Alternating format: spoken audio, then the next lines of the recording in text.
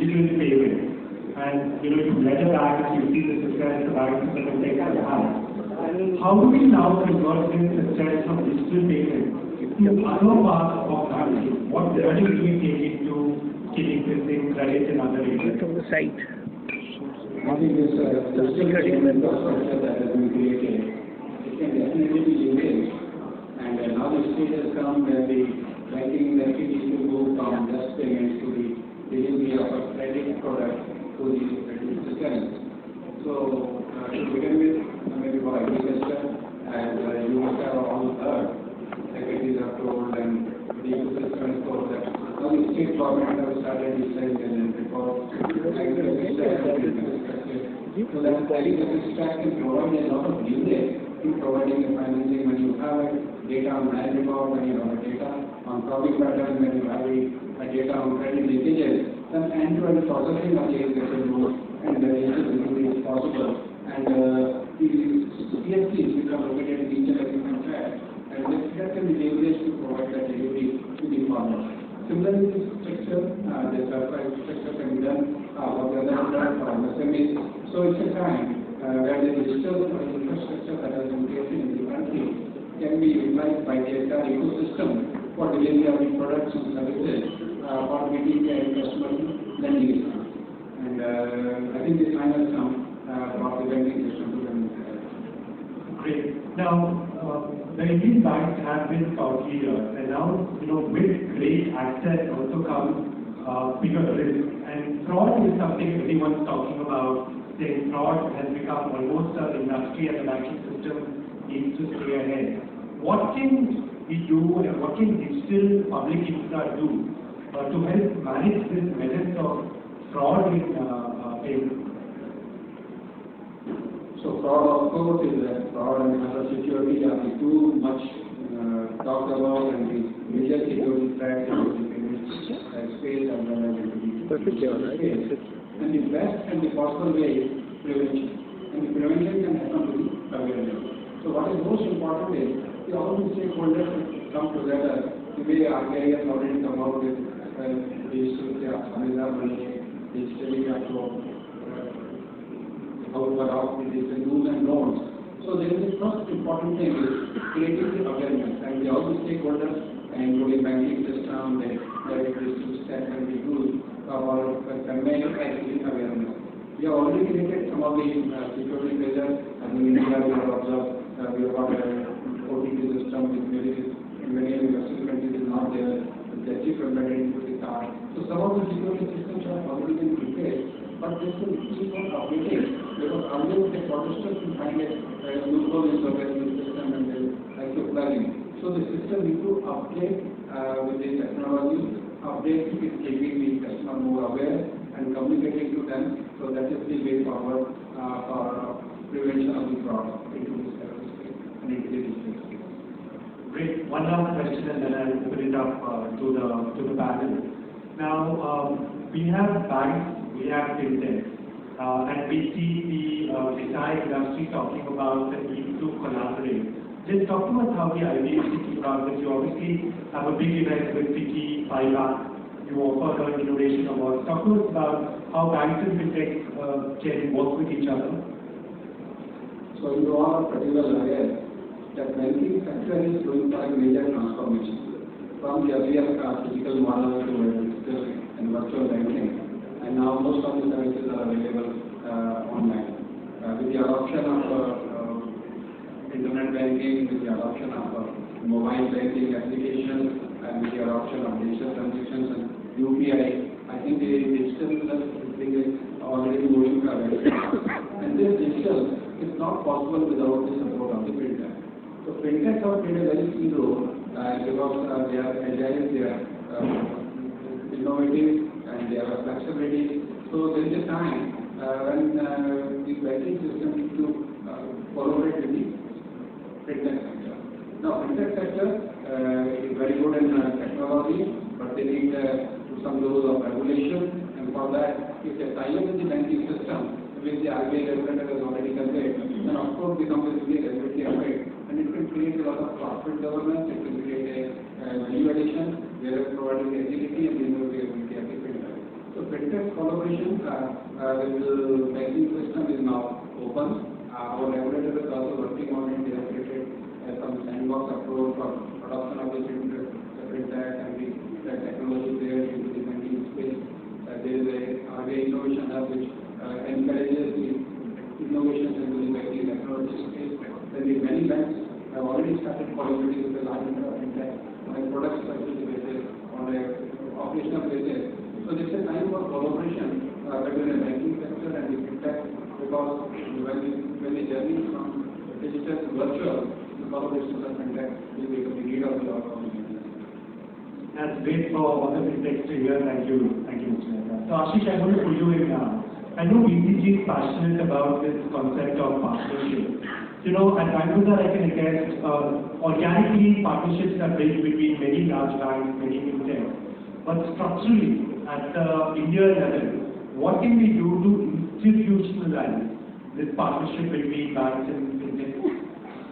Yeah, look, I think there is no way out for both sides of the equation, banks and fintechs to collaborate.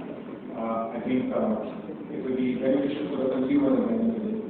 I think there are a few things which banks need to do, few things which are fintechs need to do, and I think few things which are policy and the regulator can do. Let me start with the easiest one, which is the regulator can do probably.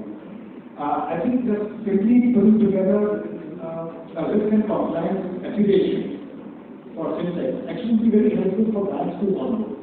One of the things we find challenging today is banks take a lot of time to onboard fintechs for right reasons, because they need to be very sure of who they are dealing with, what is really going to happen to their own customers. So, for example, we have, I would not say go all the way to say regulate the fintechs, but if there is some kind of a mechanism where we can say these are kind of fintechs who pass the threshold, I feel that kind of collaboration becomes easy. I think both the parties need to understand that they operate in a very different kind of mindset and space. The timelines per se, the kind of risks they are writing, the risk policies they are dealing with. It's not just about digital and the data flowing seamlessly. In many situations, we have just found that the trust, the risk, and how much risk you are willing to take, it's not about how much trust or guarantee that you use, it's just about the kind of risk you are writing. It becomes a big problem. So I think we also need to give time to ourselves. I think these are longer partnerships. We need to just stay put. Sometimes I feel there is an expectation that a partnership happens today and suddenly huge amounts of money and transactions will happen, which leads to frustration on both sides. I think as Mr. Mehta said, there is openness, there is willingness, there are examples of how it has happened. I think we are on the right side. We should just breathe a little bit and let these things kind of come together. So I would want feelings. One, if there can be some kind of accreditation which allows easier onboarding, if we can have a lot more discussion around risk and policy. Sometimes small legal accounting things can also create a lot of challenges. And third, I think there's a lot of trust that we should build between the two partners. Great. Prashant, I'm going to call you in now. Finance Minister this morning spoke about digital public infra and how India is ahead in digital public infra. Now, very interestingly, insurance is using a lot of digital public infra. Talk to us about it. That's right. And I think the journey started a few years ago, and this is work in progress. So, have we completely mastered the usage of public infra, digital public infra? The answer is no, but there are a few data points. If you were to look at the entire domain of life insurance, most of the policies which have been written are now, for example, in our country we have over 99.5% policies coming digital to us, and the entire KYC is digital with an exception to really reporting that the entire KYC is digital, payments of course all covered, that's going through digitalization. However, there's a lot more work that needs to happen post the onboarding and everything. There is, of course, possibility to use the public infrastructure in penetration, overseas distribution. Those are areas where I think the industry needs to continuously work and drive the usage of insurance in India. And of course, the industry is working with a big plan. And as you know, like the theme which is 47, our insurance industry has a theme of running insurance for all by 47. And I think as we traverse the journey, there will be more and more usage as we go on. True, and what was fascinating in what you were telling me earlier is switching of public infra Gen 2, like account aggregator, is something the insurance industry is consuming because you need that data for better underwriting, right? So Vasu, let me come to you. Now you've been one of the earliest entrepreneurs in this industry.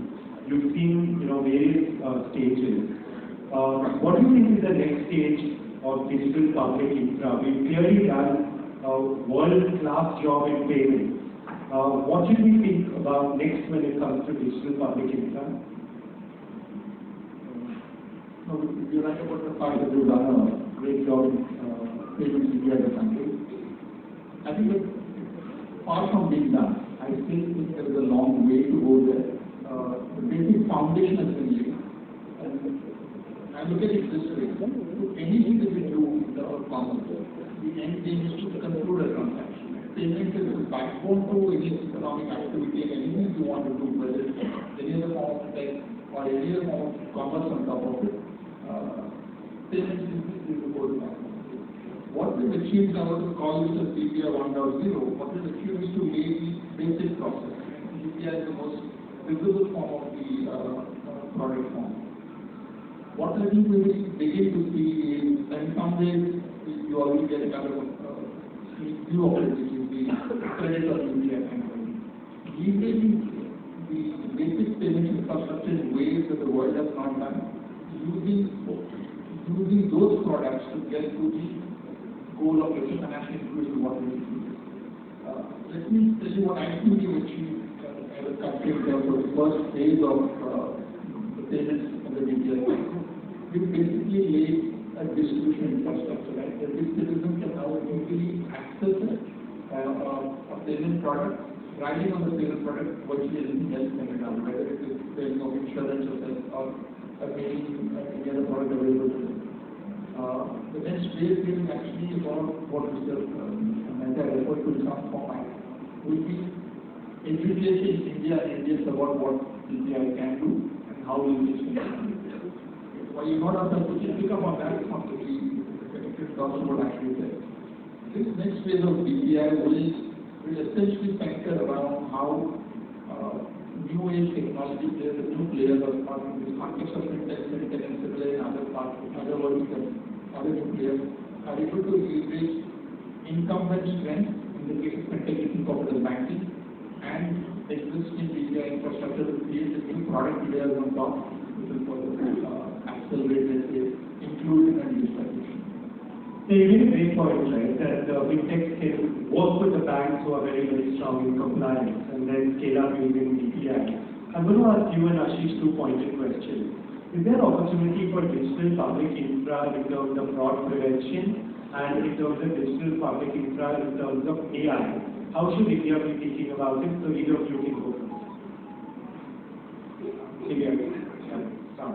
So it's fascinating. Credit bureaus are just about 30 years old, not even, to add sort of maturity and the data is filled up about 15. And today actually retail lending has been absolutely revolutionary. There is no difference whether you pick up a loan and if you get a loan, the growth rates, the NPAs. There is no difference between an NBFC credit line and a 30%, and then just all everyone is the same. So that's the power of creating public utilities. I think the more utilities India can create, and we should go beyond retail, we should go into the MSME side. And I know efforts are being made. Cities will come, a few things. Where on the rural side, there are a bunch of players who are doing this. I think the more infrastructure we create, the more utilities we create. I think we will be better at this game going forward. The more data comes in, I think maybe AI was a bit of futuristic call a few years back, but I feel, that's almost a national call. We are in the morning, we'll speak about it. I think AI is something that every industry will have to adopt. Actually, I will thank Jeremy for at least pushing the AI agenda on the drawing table, or the drawing boards for everyone. Whether it's a fraud prevention, or it's a technology segment of money, service well, or just for own internal usage. Servicing. Today, every bank branch, for example, has a video camera. We can use video camera feeds to figure out where we have queues and really offer better services. So I think better utilities, more data sharing, and then I think AI on top is probably the way forward. Yeah. So Vasu, I'm sure as billionaires, I know at banking you're working on AI, but digital public infra for AI, digital public infra for cloud. What should India be thinking about this? One would look at this presentation, if you would think of 2024 goals, right? But I think on what Ashish said, and I want to remind the audience, right, even when we talk about DPI and digital public infrastructure, remember 4-5 years ago we used to talk about GAN, the General Real Mobility Act. If you were to look at it, that's the one layer even below the DPI, which enabled dollars. DPI works because we have bank account with the link to it, and that came from an earlier push on having a bank account. UPI works because there is internet connectivity and data. Right? All this was, let's say, to think of stage 1 on top of the DPI infrastructure is working. So the two specific points that you have, whether in terms of DPI for security or DPI for AI, Ashish mentioned maybe early days yet from an AI perspective will come the data. But on the cyber security, I think two aspects. We need to understand where is this coming from and what we want to protect and defend. To the point Mr. Mehta made earlier. IBI really issued extremely strong guidelines for transaction security, and that I think most people who ever use this fully understand. There is a second factor in the form of OTP or a password or a fingerprint that's only in your control, only in your control. So we need to understand where the fraud element, what happens, how do we address it, and one simple sentence, I think it's about educating consumers that they should not compromise credentials. From a technology perspective, banking infrastructure, I think they want to build to a grade where it's secure purchase infrastructure. But what they can also create is I as a consumer kind of share my credentials and then the compromise. Part of it is also how to some work in the phishing attacks to people understand the valuability of consumer discount. So first thing before we get to AI, I guess that might be an inevitable outcome of it from that perspective. But to get there to a good space, one needs higher degree of awareness, and I think it's time for the entire ecosystem, even outside of banking, to take on the role. Largely, if you look at over the last 4-5 years, the focus of educating consumers about financial security has been on banking, because they were the primary drivers of banking security and transaction. Today, whether it's fintech or any e-commerce company, they are the consumer. The onus has to shift to people who touch consumers to educate them about security. And I think as that happens, there will be a DCI in cybersecurity. It's more in the form of repositories which can help people figure out blacklisting rules, what are the distributors. But both product and technology form, I think India is a fairly advanced level in terms of offering into the sector. AI changes to the debate is out there in the world, where does AI contribute and can it hurt or help? In a country that has the largest population in the world and they need to keep providing, making sure they're all employed and have a way forward, the right use of AI is going to be very critical. And it will help in areas like fraud detection, etc. But we need to be cautious about how it is used. Great. Look forward to working with both of you on the FinTech committee on this. Mr. Mehta, you're the ideal person, Prashant, I'm going to call you in on this question. The ideal person to talk about how to engage with policymakers. What do we need? So on one side we have banks, we have DPI, we have FinTech. You led from the front. What should we be asking policymakers and what should we expect from them? Prashant, from the insurance industry side, you play a similar role. Please tell us about how to engage with policymakers towards the 2046 goal. Well, policymakers have a very definite and important role because they decide about the mandatory requirements in each ecosystem. For example, regulator RBI, when they facilitated the sandbox approach, then many of the fintechs will get onboarded. And now there is a time, I think they have also come up with a discussion paper regarding self-regulatory framework for all the players, and maybe for fintech also they are looking for that. So creating a self-regulatory system, available fintech space to make creating a better governance structure, so that public confidence, which is already there in the banking system, is creep into the fintech sector also. Then there is a general playing field which need to be created, because right now there are big techs and there are fintechs and there are banking. Big techs are there which is providing a lot of services which are paid to payment space as well as into the banking space, but incidentally they are not regulated. So to bring them on the regulation, will really bring a lot of level playing field for the entire ecosystem, and that will create a greater credibility, because the great thing if people have the banking system will translate it to the fintech system. Another important aspect is the regulator can play in providing a greater space for fintech to operate and opening of new areas. Right now, they have been provided space in the payment space, and then they have been provided space in the lending, but there are a lot of other areas where these services can be utilized, and opening of that and improving the guidelines of outsourcing in fintech space can really facilitate growth. Thank you. Prashant? But in our context, fintechs are insurtech, and I can very confidently say that over the last couple of years, the forum or the fora that got created for us to interact with the regulator in the context of technology and insurtech has expanded quite widely. I actually have formally created a platform for insurtechs to come together, showcase their work, as well as the chairman of III continuously bringing this at the center stage of the agenda whenever we have discussions in the industry forum. I think the other good thing that I saw regulator take is to incentivize the insurtech in a manner that it's a very small point, but all the life insurance companies, like any other financial institutions, have what we call as limits on expense.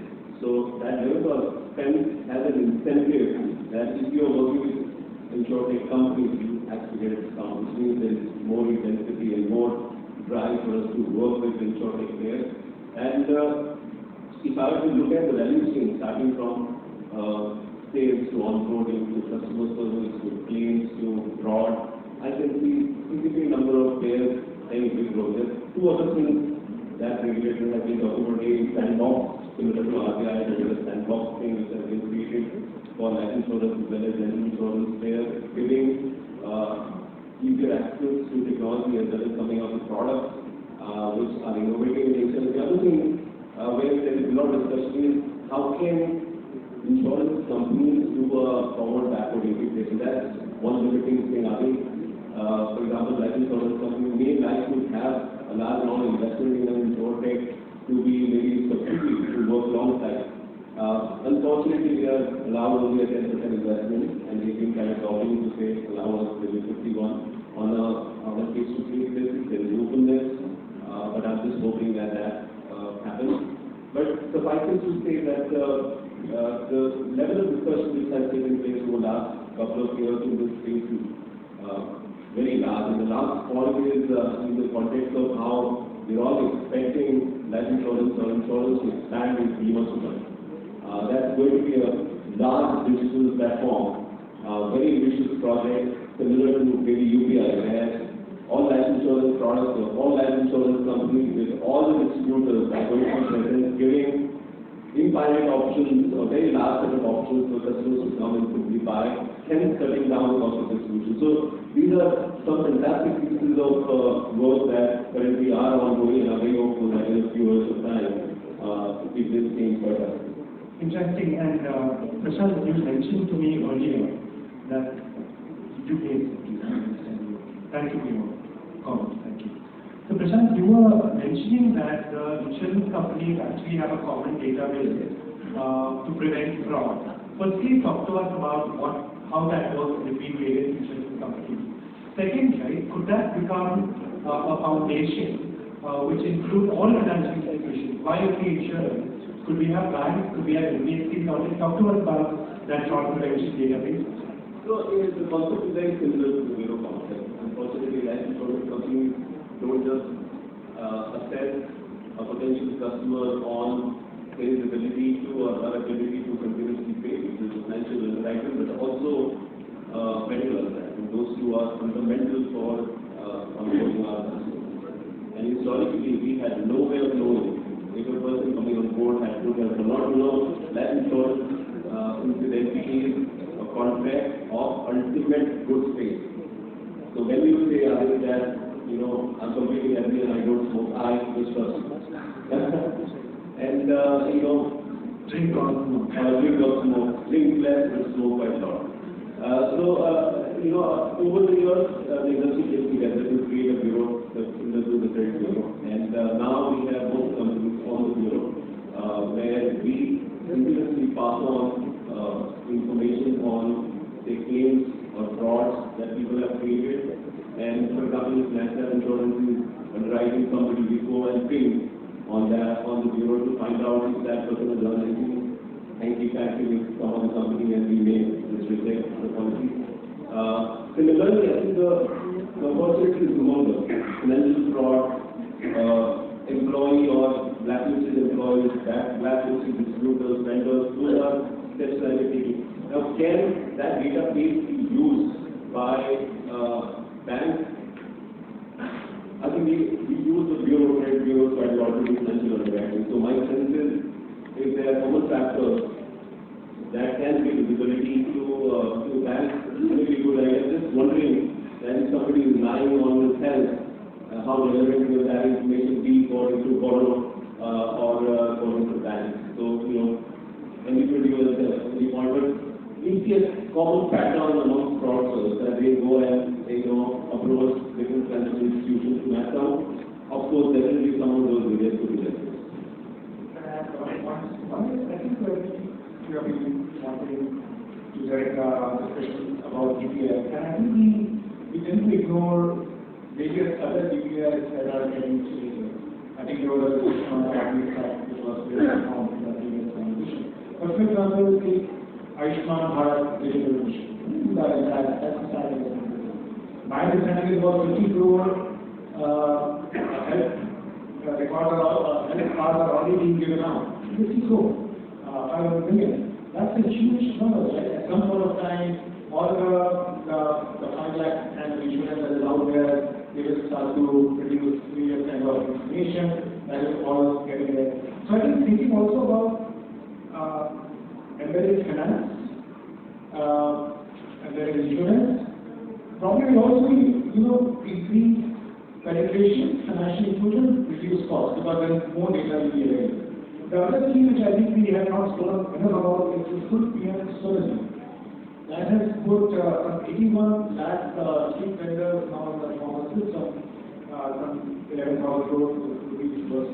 So I think the more people will keep coming on to various schemes or various platforms, whether it is IT track, health track, maybe paying track, I think the ability for fintechs, for insurtechs, for insurance companies, for banks to be able to provide, to be able to assess it and provide a good quality and affordable costs of service will keep going. And this comment is a of two thoughts. Absolutely. So Vasu, I'm going to call you now. So, Finance Minister spoke about the importance of the digital economy. Now, how important are fintechs to the vision for 2046, right? And what kind of time is this for us? Is this a good time? Is it a challenging time? How should we be thinking about it? This to answer the last question, once in a lifetime opportunity comes at a time. What the fintechs make out of it is completely up to them. But I think the question again triggers a couple of thoughts in terms of how do fintechs move from here and how do they contribute. So the way I imagine it is this, right? There is the basic